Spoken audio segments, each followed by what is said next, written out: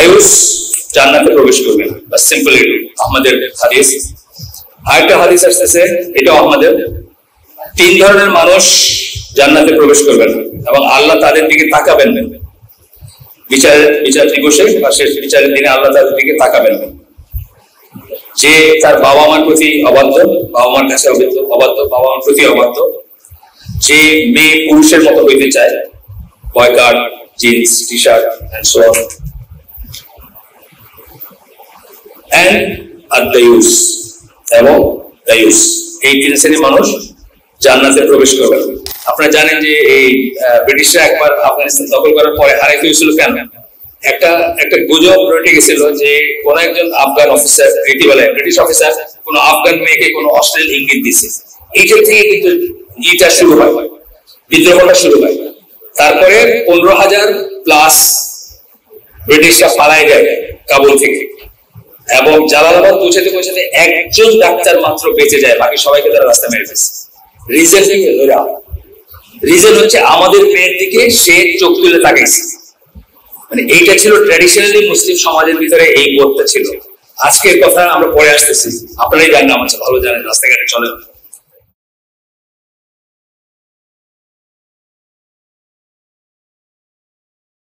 আসসালামু আলাইকুম ওয়া রাহমাতুল্লাহি ওয়া বারাকাতুহু। আজকের আলোচনায় বিশাল আলেমদের লিস্টের নিচে একমাত্র আলেম আমি।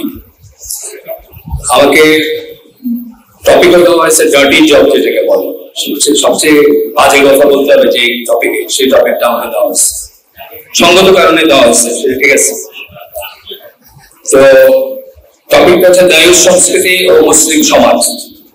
এটা নিয়ে 4-5 দিন কথা বলা যাবে গোটা, কিন্তু ওনারা প্রথমে আমাকে 21 মিনিট করে দিতে যাচ্ছিলেন বা এরকম কিছু।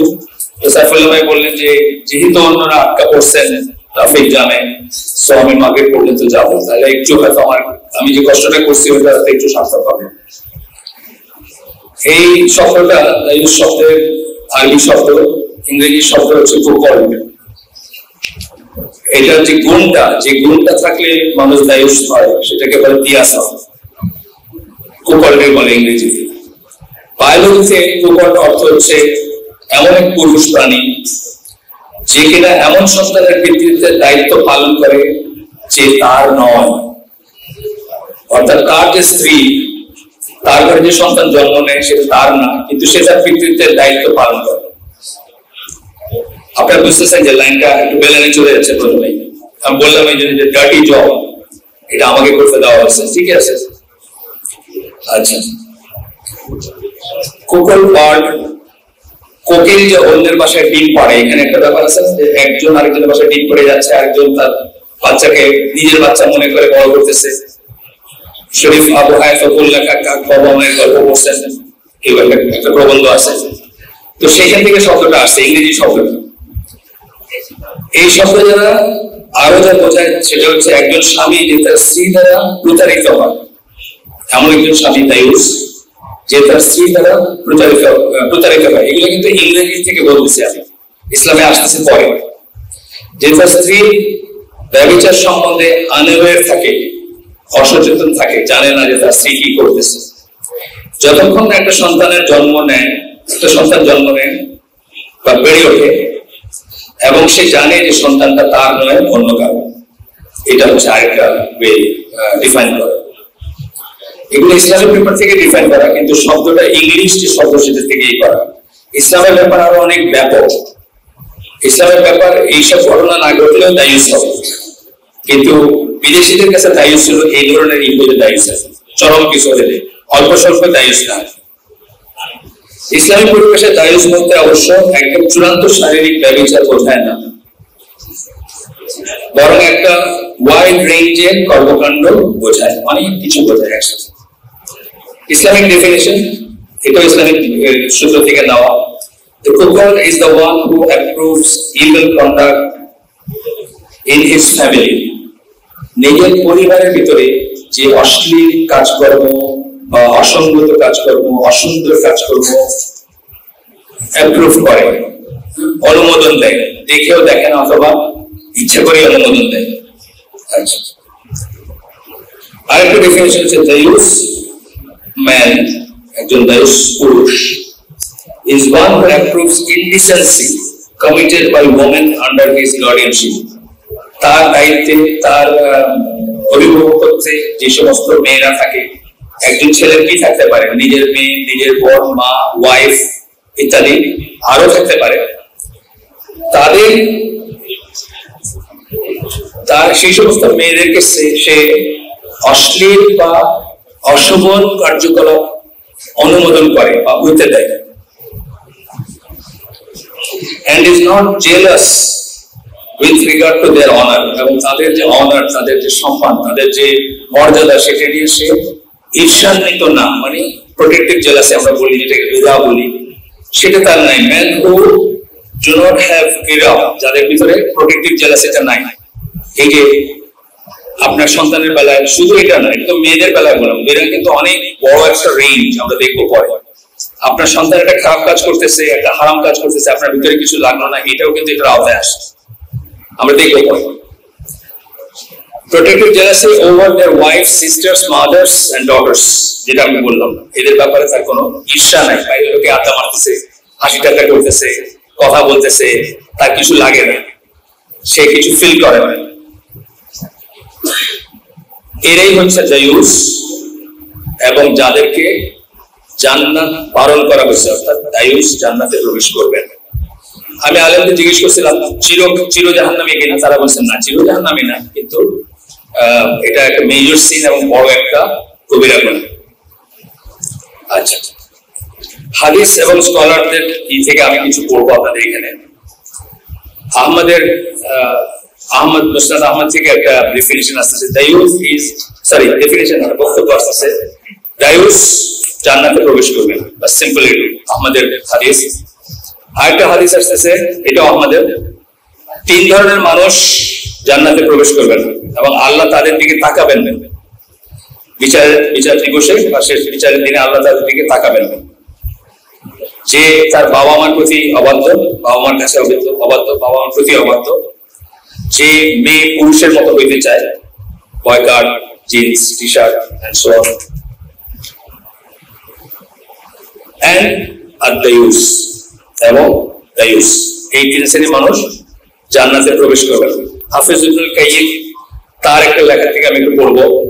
দায়ুস, হাফিজ ইবনুল কাইয়িম উনি বলতেছেন, man should be jealous with regard to his wife's honour, ওয়াইফের অনার বা সম্মান নিয়ে তার ভিতরে লাগা উচিত, যখনই সেটার হানি হবে, যেখানেই হবে। একটা জিনিস হচ্ছে যে অনেক সময় একটা সিচুয়েশনে মানুষ পারে না, চাইলেও পারে না, মরেও যায় মানুষ। কিন্তু কতগুলো জাতি আছে, যেমন আফগানরা, মোহাম্মদ আসাদ তার রোড টু মেক্কাতে বলছেন যে আফগান কোথাও যাইতে উনি ঘাড় ঘুরেছিলেন, উনি বলছেন যে উনি প্রাণে বাইচে আসছেন, ঘাড় ঘুরেছিলেন শুধু, মানে কোনো খেতে বা কোথাও মেয়েরা কাজ করতেছে, তারপরে উনি বলছেন যে মহা অন্যায় কাজ করছে। এতই তাদের ভিতরে এই ফিলিংটা আছে। আপনারা জানেন যে এই ব্রিটিশরা একবার আফগানিস্তান দখল করার পরে হারাইতে হয়েছিল কেন? একটা গুজব রটে গেছিল যে কোন একজন আফগান অফিসার, এটি বলে ব্রিটিশ অফিসার, কোন আফগান মেয়েকে কোন অশ্লীল ইঙ্গিত দিচ্ছে। এইটা থেকে কিন্তু ইটা শুরু হয়, বিদ্রোহটা শুরু হয়। তারপরে 15,000 প্লাস ব্রিটিশরা পালাই যায় কাবুল থেকে, এবং জালালাবাদ পৌঁছাতে পৌঁছাতে একজন ডাক্তার মাত্র বেঁচে যায়, বাকি সবাইকে তারা রাস্তা মেরে ফেলছে। রিজন হচ্ছে আমাদের মেয়ের দিকে সে চোখ তুলে তাকাইছে। মানে এইটা ছিল ট্র্যাডিশনালি মুসলিম সমাজের ভিতরে এই বোধটা ছিল। আজকের কথা আমরা পরে আসতেছি, আপনারাই জানেন, আমার ভালো জানেন, রাস্তাঘাটে চলেন, ফেসবুক চালান, আপনারা ভালো জানবেন। আমার ফেসবুক নাই, প্রসঙ্গত উল্লেখযোগ্য। Man should be jealous with regard to his wife's honor and standing. He should defend her whenever she is slandered or spoken ill of behind her back. মানুষের ভিতরে যখনই তার পিছনে কথা বলা হবে, তাকে স্ল্যান্ডারিং মানে কি, ওই যে কুৎসা রটনা করা হবে, তারপর খারাপ কথা বলা হবে, তখন তার উচিত তার বুকে লাগা। এবং এটা বলতেছেন যে সব মানুষেরই রাইট, এটা জেনারেল রাইট, সব মুসলিমেরই, যে কোনো মুসলিমের বেলায় আপনার এটা লাগা উচিত। আর স্পাউস, আপনার যে ওয়াইফ, তার বেলায় স্পেসিফিক্যালি আপনার অন্য একজন মুসলিমের বেলায় আপনার বুকে লাগা উচিত। যখন একজন মুসলিমকে কেউ অহেতুক খারাপই বলবে, গীবত করবে, পিছনে তাকে কুৎসা রটনা করবে, আপনার ভিতরে লাগা উচিত, স্পেসিফিক্যালি ওয়াইফের বেলায় লাগা উচিত। এবং তার ভিতরে অন্য মানুষ তার ওয়াইফের দিকে তাকাচ্ছে, দেখতেছে, কথা বলতেছে, এই ব্যাপারেও তার লাগা উচিত যদি সেটা ইনঅ্যাপ্রোপ্রিয়েট হয়। কখনো সেটা অ্যাপ্রোপ্রিয়েট হতে পারে, কখনো অ্যাপ্রোপ্রিয়েট হতে পারে। যেমন ধরেন একটা ডাক্তারখানায় গেছে, আপনার ওয়াইফকে ডাক্তার জিজ্ঞেস করতেছে, মেল ডাক্তার ছাড়া কোনো অপশন নাই, ধরেন জিজ্ঞেস করতেছে আপনার ABC প্রশ্ন জিজ্ঞেস করতেছে, এখানে খারাপ লাগার কিছু নাই। কিন্তু ইমপ্রপারলি যখনই আউট অফ দ্য ওয়ে গিয়ে কিছু বলবে, দেখবে, তাকাবে, তখনই আপনার খারাপ লাগা উচিত। এখানে ইবনে তাইমিয়ার একটা ব্যাপার আসতেছে যে উনি ওনার কাছে একটা ডিভোর্সের ব্যাপারে, একজন তার বউকে এক আগন্তুকের সাথে দেখার পরে তাকে ডিভোর্স করে, এই নিয়ে মাসলা মাসলা জিজ্ঞেস করে ফেললে ইবনে তাইমিয়া কতগুলো কথা বলেন, সেই কথাগুলো আমরা দেখবো।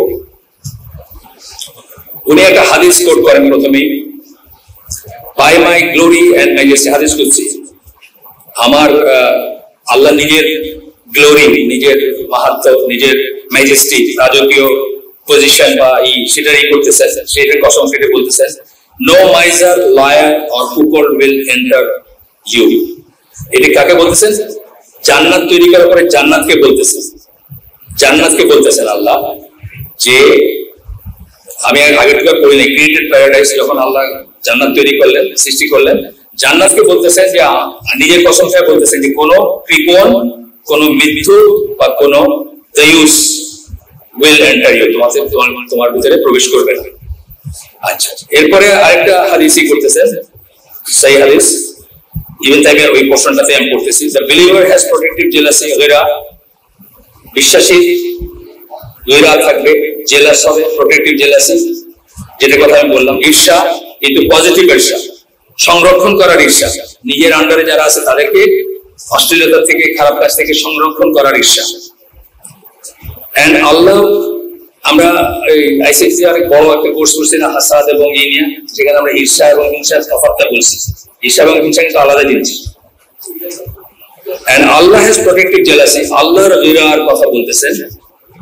And the protective jealousy of Allah is that no slave should do that which is forbidden to him.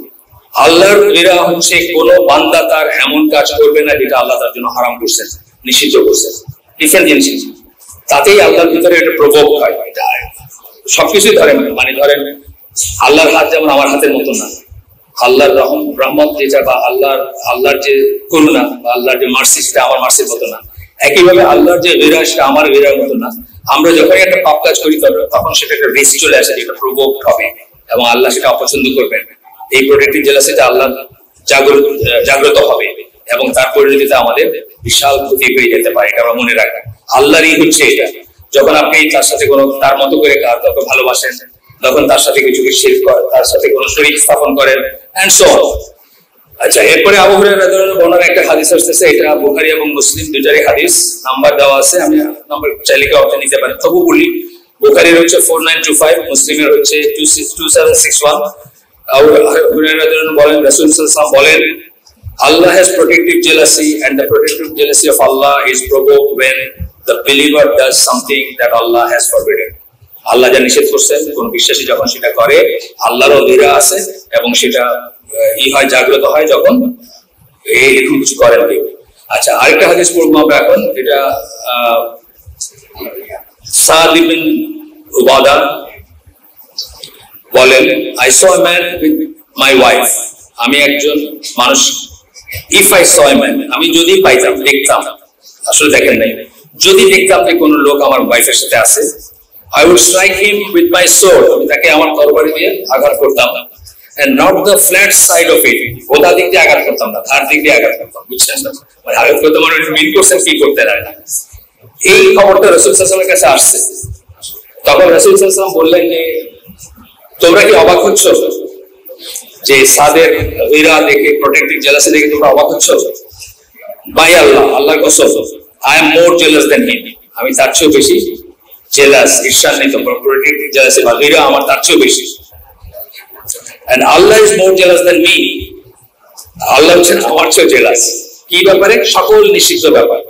এটা আমরা কিন্তু, আমি জানি না সবাই জানেন কিনা, আমি এদের পড়াশোনা করতে গিয়ে এই পার্টটা হাইলাইটিংটা একটু বেশি দেখতেছি, আল্লাহ তার চেয়েও বেশি জেলাস। তার মানে আমরা যখনই একটা খারাপ কাজ করি, আল্লাহর গয়রা যেটা সেটা আঘাত করি আমরা, এবং সেখান থেকে আমাদের গজব নেমে আসতে পারে। এটা আমরা মনে রাখবো, তবে আমরা খারাপ কাজগুলো কম করতে পারবো বা কম করবো।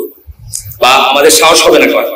আচ্ছা, it is because of his protective jealousy that Allah forbade immoral deeds both open and secret, এবং এই জন্য আল্লাহ অনৈতিক কাজকে নিষেধ করছেন প্রকাশ্যে এবং গোপনে।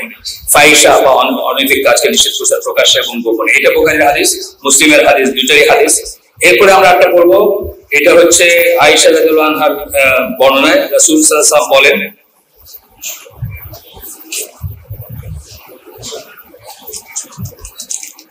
O Ummah of Muhammad, hey Muhammadir Ummah, there is no one who has greater protective jealousy than Allah. If his male or female slave commits zina, তার বান্দা বা বান্দি যদি জিনা করে তাহলে আল্লাহর চেয়ে বেশি প্রোটেক্টিভ জেলাসি বা এর আর কারণ নাই। ও উম্মাহ of Muhammad, if you knew what I know, হে মুহাম্মাদের উম্মাহ, নিজেই বলতেছেন তোমরা যদি জানতে আমি যা জানি, you would laugh little and weep much, তোমরা কম হাসতে বেশি কান্না করতে। এটা বুখারী মুসলিমের হাদিস।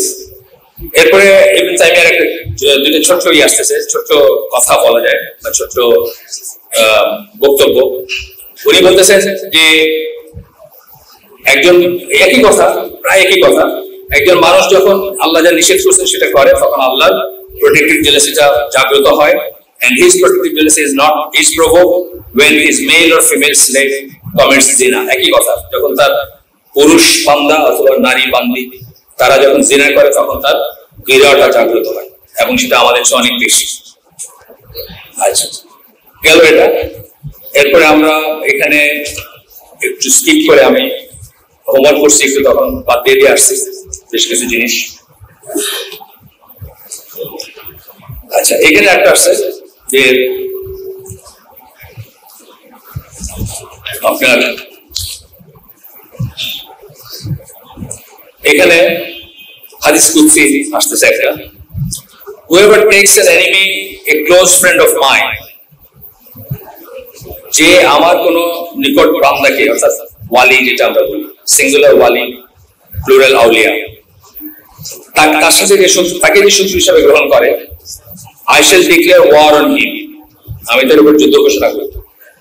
এটার মিনিং হচ্ছে যে এইটাও একটা প্রোটেক্টিভ জেলাসি, যেটা আমরা আগে বললাম, কোন মুসলিমের স্ট্যান্ডার্ডিং করলে এই করলে, একইভাবে আল্লাহর ওয়ালি যে প্রিয় বান্দা, যে যখন কেউ তাকে শত্রু হিসাবে নেয়, আল্লাহর ভিতর ঠিক একই রকমের জেলাসি জাগ্রত হয়। আচ্ছা, এটা আমরা বললাম কিছু হাদিস এবং কিছু স্কলারদের কথা।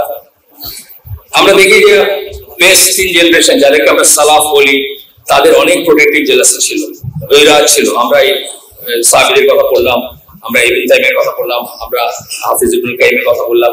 আজকাল কি আলোচনা করে খুব বেশি শোনেন না, আজকাল বেশি শোনেন না, কিন্তু তাদের অনেক ছিল। আমাদের তখনকার আমাদের যারা আমাদের মানে great leaders, scholars, social workers, thinkers ছিলেন তখনকার দিনে, তাদের সবাই কিন্তু এই ব্যাপারটা ছিল। আমি ইবনে খালদুনের একটা পড়ছি, ওনাকে স্পেনে যেতে যখন বলা হলো, উনি বলেন যে ঠিক আছে আমি যেতে পারি, আমার কোনো সমস্যা নাই, কিন্তু আমার ফ্যামিলিকে আমি ওখানে নিয়ে যাবো না। কেন? তারা এই কাফের সংস্কৃতি, কাফের ইসের কাছে এক্সপোজ হবে, সেই জন্য উনি চান। উনি তো অন্য লাইনেরই ছিলেন, ঠিক ইসলামী স্কলার বলতে যাবো যে তা ছিলেন না, ওই সেন্সে না, বাট হিস্ট্রি ছিলেন বা অন্যদিকেরই ছিলেন।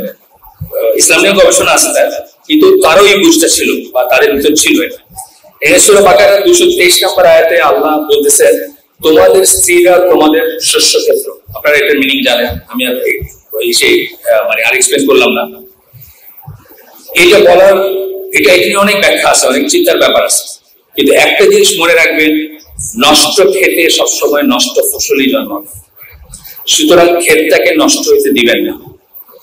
যারা হাজবেন্ড তাদের বলতেছে, নষ্ট ক্ষেতে নষ্ট ফসল জন্মাবে, নষ্ট ভূমিতে নষ্ট থাকবে, মানে এই কি বলে দুধরা বা খারাপ গাছগুলোকে খারাপ জায়গায়, আল্লাহ কোরআনে এইসব কথা বলছেন, অন্যভাবে বলছেন, অন্য জিনিসে বলছেন যে ভালো গাছ, খারাপ গাছ, এসব কথা বলছেন। মুসলিম সমাজে কিভাবে তাইলে বিয়াসা আসবে? যে রাসূল সাল্লাল্লাহু আলাইহি ওয়াসাল্লাম বলতেছেন যে আমার সবচেয়ে বেশি, আমার চেয়ে আল্লাহ বেশি, কার সাথে তুলনা করতে গিয়ে বলতেছেন, যে লোক বলছে যে সে তরবারির শার্প সাইড দিয়ে তার বউকে হিট করতে যদি কোনো পুরুষের সাথে দেখতো, তার রাসূল বলতেছেন তার চেয়েও বেশি তার, আর আল্লাহ বলতেছেন তার চেয়েও বেশি। তাহলে সেই মুসলিম সমাজে এটা কিভাবে প্রবেশ করবে, কিভাবে আসবে? প্রথম পয়েন্ট, প্রথমে আসতেছে যে উপনিবেশ, মিশনারি, এডুকেশন। উপনিবেশ যখন আসলো আমরা বিজিত হইলাম, আমাদেরকে জয় করলো, আমরা হেরে গেলাম, তারা আমাদের প্রভু হলো, সাথে তারা মিশনারি নিয়ে আসলো, সাথে তাদের এডুকেশন নিয়ে আসলো। এটা একটা পথ, যে পথে তিয়াসা আমাদের ভিতরে ঢুকছে। ইমিটেশন অফ দ্য কুফার, যখনই তারা আমাদের প্রভু হইলো আমরা তাদেরকে ইমিটেট করতে শুরু করলাম। এটার উপর সুন্দর একটা বই আছে ডক্টর নাসিরুল আকলের, ইংরেজিতে পাওয়া যায়, বাংলা ট্রান্সলেট করছেন কিনা আমি কেউ জানি না, আপনারা পড়বেন সবাই। ইমিটেশন অফ দ্য কুফার, কুফারের অনুকরণ, অনুসরণ। আপনি যখনই কারো অনুকরণ অনুসরণ করেন আপনি আসলে তাকে, তার আরাধনা করেন। আপনি মনে প্রাণে চিন্তায় চেতনায় তাকে আরাধনা করেন, তার মতো হইতে চান, সেই জন্য আপনি তার অনুসরণ অনুকরণ করেন। এটা একটা প্রধান কারণ তিয়াসা আমাদের ভিতরে ঢুকার জন্য। এবং হিন্দুদের কাছ থেকে আসে, এই পার্টিকুলারলি আমি বাংলাদেশের কথা বলতেছি, হিন্দুদের কাছ থেকে আসছে গল্প উপন্যাস, হিন্দু সমাজ। আপনার গল্প উপন্যাসে দেখেন আমরা কি গল্প পড়ে বড় হয়েছি। আমরা রবীন্দ্রনাথের নষ্টনীড় পড়ছি, আমরা শরৎচন্দ্রের রামের সুমতি পড়ছি, রাম ওই বইয়ের নায়িকার দেবর, মানে আমাদের মধ্যে এইগুলো একেবারে সব ভাইয়ের মতো বোনের মতো, মানে প্ল্যান্টেড হয়ে গেছে, সবাই ভাইয়ের মতো সবাই বোনের মতো, বুঝছেন? আরবিতে কিন্তু ভাবি শব্দের কোনো ই নাই, ভাবি শব্দটা এক্স্যাক্টলি কোনো শব্দ নাই, দুটো শব্দ দিয়ে বলতে হয়, ভাইয়ের বউ বলতে হয়। চাচি শব্দটা নাই, চাচি তো আমাদের মায়ের মতো, তাই না? আমাদের মায়ের মতো না চাচি, আমাদের সমাজে চাচি, ভাবি মায়ের মতো, চাচি মায়ের মতো, মামি মায়ের মতো, খালা মায়ের মতো, সবাই মায়ের মতো। কিন্তু আরবিতে এই কনসেপ্টটা মায়ের মতো কনসেপ্টটাই নেই। তো হিন্দুদের সাথে থাকতে থাকতে হিন্দু উপন্যাস, হিন্দু গল্প এগুলো পড়তে পড়তে আমরা এগুলো ডাল ভাত মনে করি। আরে কাজিন তো আপন বোনের মতোই, বুঝছেন? এছাড়াও যারা 200 বছর 250 বছর ধরে খ্রিস্টান মিশনারি যারা দাওয়াত দিয়ে সুবিধা করতে পারে নাই, তারা শেষ পর্যন্ত, আপনি আগে বলছি, যারা আমার কথা শুনছেন তারা জানেন, তারা শেষ পর্যন্ত ডিসাইড করলো যে এইভাবে দাওয়াত দিয়ে কিছু হবে না। যারা যেভাবে তারা এই করতেছিল, তারা তখন ঠিক করলো যে তারা দুইটা সফট টার্গেটে ইসলামকে অ্যাটাক করবে। দুইটা সফট টার্গেট, আগে বলছি আমি কথা। সফট টার্গেট বলতে কি বোঝায়? আমরা কোন যুদ্ধে যখন কাউকে আপনি এমন জায়গায় আঘাত করতে চান যে সে একেবারে ধরাশায়ী হয়ে যাবে, সেটাকে আমরা সফট টার্গেট বলি। যেমন ধরেন জাপানের হিরোশিমা নাগাসাকিতে যে বম ফেলা হয়েছিল, লক্ষাধিক মানুষ বা অনেক মানুষ মারা গেছিল, জাপানি সম্রাট একদম নীল ডাউন বলে না, সেইভাবে সে রাজি হয়েছে যে সে আত্মসমর্পণ করবে। এটা হলো সফট টার্গেট। তো খ্রিস্টান মিশনারি ঠিক করছে যে আমাদের সফট টার্গেট হচ্ছে দুইটা, একটা হচ্ছে সুন্নাহ, একটা হচ্ছে আমাদের মেয়েরা। সুন্নাহ থেকে যদি আমাদের আলাদা করতে পারে, বোঝাইতে পারে যে সুন্নাহ মানা দরকার নাই, অত ইম্পর্টেন্ট না, ঠিক আছে আছে সুন্নাহ, অত ইম্পর্টেন্ট না, মানলেও চলে না মানলেও চলে, তাহলে ইসলাম শেষ হয়ে যাবে। আরেকটা হলো আমাদের মেয়েদেরকে যদি কোনো মতে ঘর থেকে বাইর করতে পারে, ইমানসিপেশনের নামে, প্রগতির নামে, শিক্ষিত হওয়ার নামে ইত্যাদি নামে যদি করতে পারে, প্রোগ্রেসিভ ওমেন বা কাজ করবে বাইরে, এবং ফেমিনিজম ইত্যাদি। তো এইগুলো তারা প্ল্যান বেঁচে করছে এবং মাশাআল্লাহ মানে অনেক দূর তারা আগাইছে সেটাতে। এরপরে হচ্ছে বিনোদন সামগ্রী, এটা আমি আমার বইটিতে লিখছি। আজ থেকে 100 বছর আগে ধরেন কোন একটা জায়গা, জামালপুর, হঠাৎ মনে আসলো, আমি কয়েকদিন আগে জামালপুর গেছিলাম। জামালপুরের একজন মুসলিম মহিলা, তার ঘরে কোনো কাফের আইসা তার দিকে তাকে আসে বা তাকে টিটকারি মারতে, সেটা কল্পনা করা যায়? কল্পনা করা যায়। আমি আমার জাহিলি যুগের শেষ এবং ইসলামী যুগের শুরুতে একটা গান, একজন পপ সিং এর একটা গান ছিল, আপনারা অনেকে জানেন হয়তো। গানটার একটা লাইনের জন্য রাশিয়াতে এই গানটা ব্যান করে দিচ্ছে। গানটা হচ্ছে can I touch you there, অনেকে জানেন হয়তো, মাইকেল বোল্টন। তো এই আগে, এখন এই গানটা যেটা বললাম আগের সিনারিও, জামালপুরের কোন গৃহবধূর ঘরে একটা সাদা চামড়া কাফের ঢুকছে, হাসি ঠাট্টা করেছে, কল্পনাই করা যায় না। কিন্তু আপনার বেডরুমে আপনার এবং আপনার ওয়াইফের জন্য একটা টিভি আছে, খালি দুইজনে দেখবে। ওইখানে আপনার ওয়াইফের চোখে চোখে চোখ রেখা ওই কাফের, সাদা চামড়া কাফের বলতেছে can I touch you there. আপনার ওয়াইফ যদি এটার মিনিং বুঝে থাকেন, তাহলে রাত্রে হয়তো ঘুমের ঘরে স্বপ্ন দেখতেছেন যে ওই লোক। এটা তিয়াসা, এটা দায়ুস, আপনার মনে নাও হতে পারে, কিন্তু এটা দায়ুস, এটা দিয়াসা। আপনার ওয়াইফ আপনার পাশে ওই সাদা চামড়া কাফিরের স্বপ্নে বিভোর হয়ে ঘুমাচ্ছেন, আপনি সেটা জানেন না। টেলিভিশনও আপনি কিনে দিচ্ছেন, ডিজিটাল লাইনও আপনি আনছেন, দেখতেও আপনি দিচ্ছেন, আপনি মনে করছেন মানে এটা তো টেলিভিশন আর কি, রিয়েল মানুষ না। কিন্তু দিয়াসা যে সবসময় রিয়েল মানুষ লাগবে এমন কোনো কথা নেই, রিয়েল ইভেন্ট লাগবে এমন কোনো কথা নেই, কারণ ইসলামের এটা অনেক ওয়াইড রেঞ্জ। একটা গান বাজনার উপযোগ্য কি? বাংলাদেশি গান বাজনার কথা আপনি বলেন, কি উপযোগ্য বাংলাদেশি গান বাজনা? 99% গান বাজনা কি থাকে বাংলাদেশে? কি জাদু গরিলা পাগল বানাইলে এবার থাকে না? আজ থেকে 100 বছর আগের বৈষ্ণব পদাবলীর বাংলাদেশি মানুষ অনেকে পড়ে, অনেকে কীর্তন শোনে। বৈষ্ণব পদাবলীর উপযোগ্য কি? একজন মহিলা তার হাজবেন্ডের বাইকনার সাথে ঘর থেকে বের হয়ে যায়, এটি তো গল্প। এটা নিয়ে আমরা পড়ি, এটা নিয়ে আমরা লেখালেখি করি, এটা নিয়ে গবেষণা করি, বাংলা সাহিত্যে করি না আমরা? গান বাজনা, সাহিত্য, নাটক, যত কিছু আছে তার উপযোগ্য কি? দিয়াসা।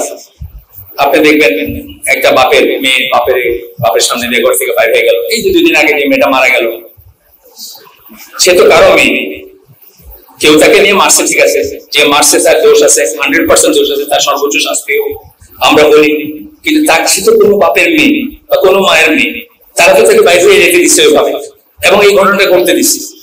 কয়েক বছর আগে যেটা তুমুল তুলকালাম কাণ্ড হলো, যে কি এক বাংলা শিক্ষার জন্য, বাংলা শিক্ষা কত ইম্পর্টেন্ট, আলহামদুলিল্লাহ, বাংলা শিক্ষার জন্য এক মানে আমাদের মধ্যে, আমার মায়ের বিয়ে হয়েছিল তার অনেক আগে, প্রায় প্রাপ্তবয়স্ক একটা মেয়েকে, গেঞ্জি স্কার্ট পরে একটা মেয়েকে একটা বিধর্মী শিক্ষকের কাছে মা দিয়ে আসছে পড়াশোনার জন্য, বাংলা পড়াশোনার জন্য, এবং সেখানে সে রেপ হলো। তারপরে এটা নিয়ে কত কাণ্ড। ঠিক আছে, যে রেপ করছে আমি মোটেও তার শাস্তি কমাইতে চাইতেছি না, আমি বলতেছি তার 100% শাস্তি হোক, কিন্তু এখানে আমাদের একটা রোল আছে। এইটাই হচ্ছে দায়ুস। দায়ুস বলতে আমরা এটাই বোঝাচ্ছি। এরপরে হচ্ছে লাইফস্টাইল, এলিটিস লাইফস্টাইল। এলিট হওয়ার একটা ইয়ে আছে। এলিট হওয়া মানে আপনি মুক্ত মনা হবেন, উদার হবেন, সংকীর্ণ জিনিস আপনার থাকবে না। আপনার ওয়াইফের সাথে কেউ ডাইসে কথা বললে আপনার বুকে লেগে গেল, সংকীর্ণ মনা জিনিস আমাদের এলিট সোসাইটি। আমার একটা ঘটনা মনে পড়ে, আমি যখন প্রথম চিফ ইঞ্জিনিয়ার হিসেবে সেল করতেছি, আমার যে ক্যাপ্টেন ছিলেন জাহাজে, উনি আমাদের বেশ বড় বয়সে, খুবই স্নেহ করতেন আমাকে। তো করাচিতে একদিন উনি একটা ট্যাক্সি নিয়ে আসছেন, আমরা বাইরে যাবো, উনি সামনে বসে আমাকে বলছেন ওনার বউর সাথে বসতে। এটা হলো কি? এটা হলো একটা উদার মনার ইয়ে। তুমি ছোট ভাই, তুমি বসো এখানে, আমি সামনে বসে। আমি আপনার বউর সাথে আমি বসবো কেন? বলছেন না তুমি তোমার ভাবির সাথে বসো, আমি সামনে বসতে পারবো। ঝগড়া করতেছে আমার রীতিমতো, পিছনে বসানোর জন্য তাকে আমার সামনে বসার জন্য। এটা হলো একটা এলিটিস উদারতা, বুঝছেন না? একই রকম আছে যে আমাদের ফ্রেন্ডরা যারা ছিল, তারা 15 মিনিট কথা বলতেছে তার সাথে, তারপরে তোর ভাবির সাথে কথা বলবে। অস্ট্রেলিয়া আছে বা কানাডায় আছে, 15 মিনিট ধরে কথা বলার পরে ভাবির সাথে আমার কথা নাই, বুঝছেন? কিন্তু এটা একটা সৌজন্য। এটা কেন হয়েছে? আমরা ওই লাইফস্টাইলটা, আমরা প্রফিটিক লাইফস্টাইল চুজ না করে এলিটিস লাইফস্টাইল চুজ করছি আমাদের জন্য। এলিট পেতে চাইছি আমরা, কি হনুরে পেতে চাইছি। এরপরে হচ্ছে অনেক প্রফেশনাল গ্রুপ আছে যারা যখন বিয়ে করে, মেয়ে দেখতে যায়, তখন তারা মাথায় চিন্তা রাখে, এই মেয়েটাকে আমি যখন পার্টিতে নিয়ে ঢুকবো, আমার বসেস যারা আছে, যাদের হাতে আমার প্রমোশন, তারা এই মেয়েটাকে দেখে চমৎকৃত হবে কিনা, এই মেয়েটার সাথে কথা বলতে চাইবে কিনা, নাচ গানের আয়োজন থাকলে এর সাথে নাচ করবে কিনা, করতে চাবে কিনা, এইটা মাথায় রেখে কিন্তু সুন্দরী চেষ্টা খোঁজে যে কারে বিয়ে করবে। মানে সে বিয়ে করে অন্যের জন্য, নিজের জন্য করে না। ওই কাক কোকিল আর কত কিছু বললো না, বায়োলজিক্যাল ডেফিনেশন দিলাম, ওইরকম একটা জিনিস আছে। আর একটা হয় দায়ুসর বা দিয়াসার। আরেকটা কারণ হচ্ছে ফেমাস হতে চাওয়া।